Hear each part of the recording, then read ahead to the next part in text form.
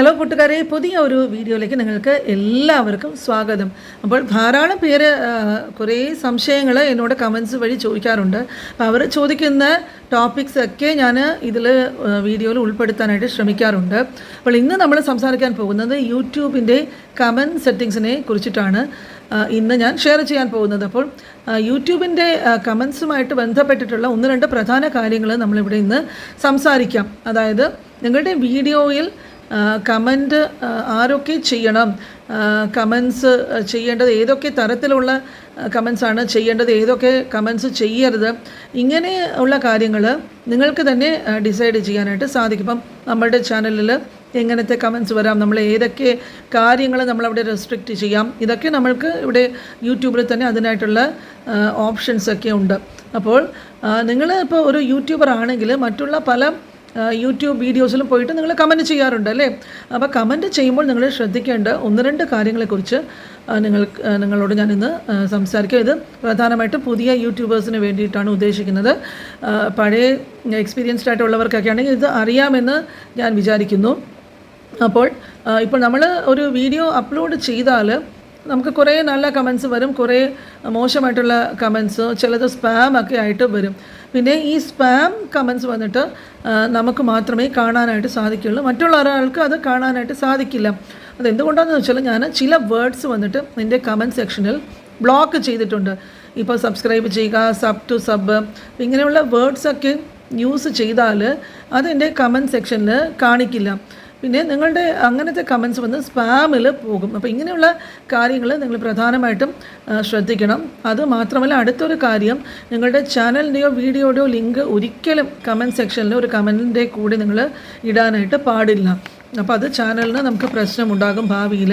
ഇപ്പോൾ ഒരു ചാനലിൻ്റെ കമൻറ്റിലും പോയിട്ട് നിങ്ങൾ ചാനൽ സബ് ചെയ്യണം എന്നൊക്കെ പറയരുത്.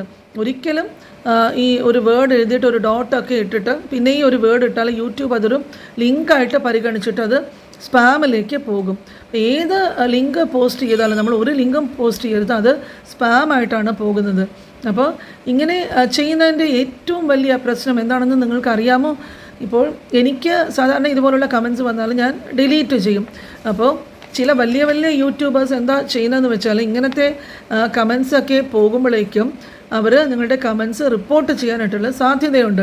അപ്പോൾ അങ്ങനെ അവർ തുടർച്ചയായിട്ട് റിപ്പോർട്ട് ചെയ്യുമ്പോഴേക്കും നമ്മുടെ ചാനൽ തന്നെ അങ്ങ് ഡിസേബിളായിട്ട് പോകും. അപ്പോൾ നിങ്ങളെല്ലാവരും വളരെ കഷ്ടപ്പെട്ടും പരിശ്രമിച്ചിട്ടും ഇല്ലാത്ത സമയമൊക്കെ ഉണ്ടാക്കിയിട്ടും വീഡിയോസൊക്കെ അപ്ലോഡ് ചെയ്ത് ഒരുപാട് സമയമൊക്കെ ചിലവാക്കി വെറുതെ ഇതുപോലെ കൊണ്ട് കമൻസൊക്കെ ഇട്ടിട്ട് ഈ ചാനലിലൊക്കെ പോയി പോസ്റ്റ് ചെയ്ത് നമ്മുടെ കഷ്ടപ്പാടിനെ വെള്ളത്തിലാക്കരുത്. ഒരിക്കലും ഒരു കാരണവശാലും സപ്പോർട്ട് ചെയ്യണം, സബ്സ്ക്രൈബ് ചെയ്യണം, ഈ വാക്കുകളൊന്നും ഉപയോഗിക്കരുത്. അപ്പോൾ അങ്ങനെ നമുക്ക് സ്പാമിങ് വന്നിട്ട് ഒഴിവാക്കാനായിട്ട് എല്ലാവരും പ്രത്യേകം ശ്രദ്ധിക്കണം. പിന്നെ ചിലർ ചെയ്യുന്ന ഒരു പ്രവണത ഞാൻ കണ്ടിട്ടുണ്ട്. അതായത് അവർ ഒരു കമൻറ്റ് അങ്ങനെ എഴുതി വെച്ചിരിക്കുന്നുണ്ട്, ആ സെയിം കമൻറ്റ് വന്നിട്ട് കോപ്പി ആൻഡ് പേസ്റ്റ് ചെയ്തിട്ട് ഒരു 10 തവണ ഇട്ടാൽ അതും നേരെ സ്പാമിൽ തന്നെ പോകും. നിങ്ങൾക്കത് കാരണം ഒരു പ്രയോജനവും ഉണ്ടാവില്ല.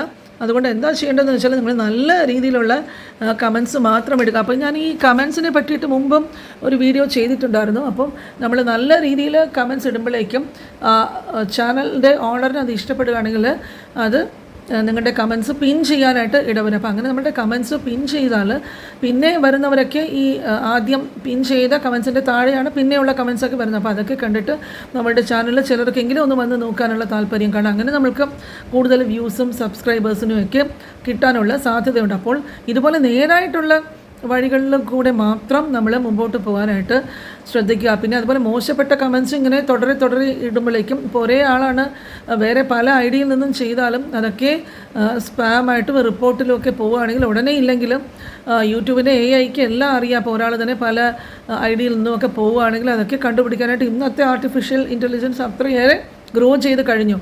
അപ്പോൾ നമ്മൾ എപ്പോഴും മറ്റുള്ളവർക്കൊരു ഉപദ്രവം ഉണ്ടാക്കാത്ത രീതിയിൽ കമൻസ് ഇടാനായിട്ട് ശ്രദ്ധിക്കുക.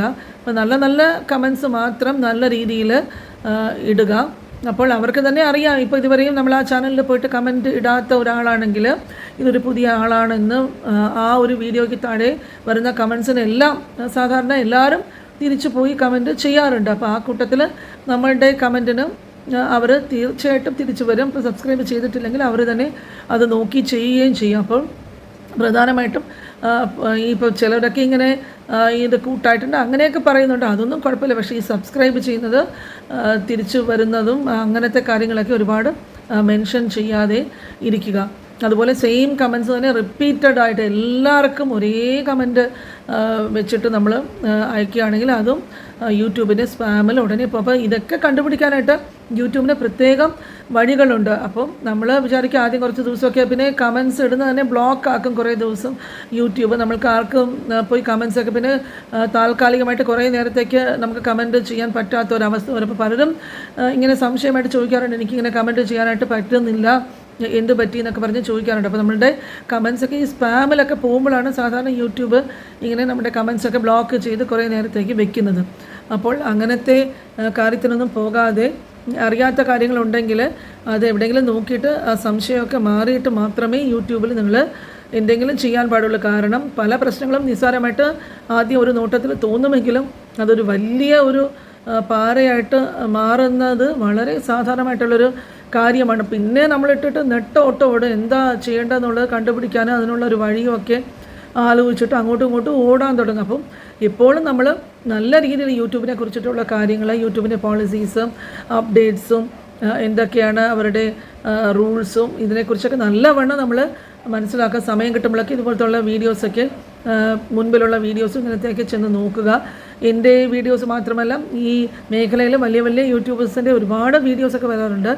സമയം കിട്ടുമ്പോഴൊക്കെ നല്ല വീഡിയോസൊക്കെ നിങ്ങൾ നോക്കിയിട്ട് യൂട്യൂബിനെ കുറിച്ചിട്ടൊക്കെ നല്ല രീതിയിൽ മനസ്സിലാക്കിയിട്ട് മുമ്പോട്ട് പോവുക.